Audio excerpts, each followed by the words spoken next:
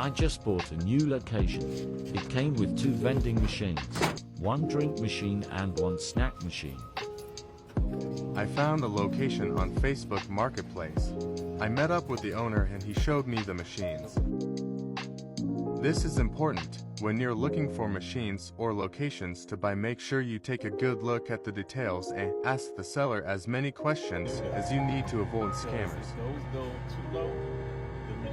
This gentleman was real enough to show me some ins and outs of the machine, the coin mechanism and bill collector.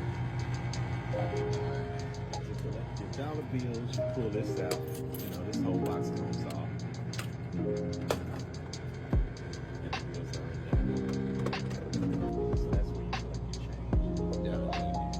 I even put money in the machines to see if everything worked properly.